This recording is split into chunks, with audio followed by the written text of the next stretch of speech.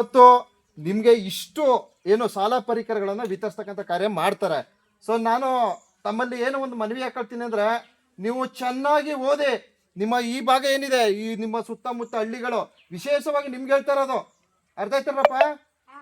ಇಲ್ಲಿ ನೀವು ಚೆನ್ನಾಗಿ ಓದಬೇಕು. ನೋಡಿಯಪ್ಪ, ನಮ್ಮ ಹಳ್ಳಿನೆಲ್ಲ ಗುರ್ಸಿ ಈ ಭಾಗ ಬಂದು ಈ ಥರ ಎಲ್ಲ ಕೊಡ್ತಾರೆ. ಈಗ ನಾವು ನಮ್ಮ ವಲಯಗಳೇನಿದೆ, ನಮ್ಮ ಕೌದಳ್ಳಿಯಿಂದ ಈ ಕಡೆ ಎಲ್ಲ ನಾವೆಲ್ಲ ಹಿಂದುಳಿದ ಜನ ಅಲ್ವೇನ್ರಪ್ಪ?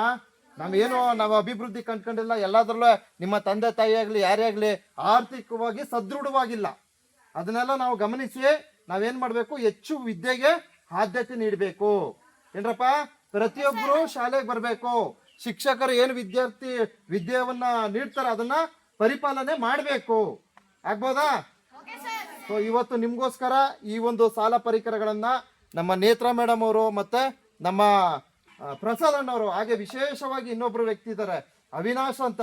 ಸೊ ಅವ್ರು ಬಂದಿಲ್ಲ, ಅವರು ಸತತವಾಗಿ 3 ವರ್ಷಗಳಿಂದ ಈ ಕಾರ್ಯಕ್ರಮವನ್ನು ಮಾಡ್ಕೊ ಬಂದಿದ್ದಾರೆ. ಸೊ ಮುಂದಿನ ದಿವಸ ಇನ್ನೂ ಹೆಚ್ಚಾಗಿ ನಿಮಗೆ ವ್ಯವಸ್ಥೆಗಳನ್ನು ಕಲ್ಪಿಸ್ಕೊಡ್ತಕ್ಕಂಥ ಕಾರ್ಯವನ್ನು ಮಾಡ್ತೀವಿ. ಅದಕ್ಕೆ ನೀವು ಚೆನ್ನಾಗಿ ಓದಿ ವಿದ್ಯಾಭ್ಯಾಸವನ್ನು ಮಾಡಿ. ಹಾಗೆ ಎಲ್ಲರೂ ಮುಂದೊಂದು ದಿವಸ ನಾವು ನಿಮ್ಮನ್ನ ಯಾವ ಥರ ನೋಡ್ತೀವಿ ಅಂದರೆ, ನೀವೆಲ್ಲ ಒಂದೊಂದು ಹುದ್ದೆಲಿರಬೇಕು, ಒಂದು ಉನ್ನತವಾದ ಹುದ್ದೆ. ಅದರಲ್ಲಿ ಮೋಸ, ಭ್ರಷ್ಟಾಚಾರ, ವಂಚನೆ, ಮೋಸ ಯಾವುದೂ ಮಾಡಬಾರ್ದು.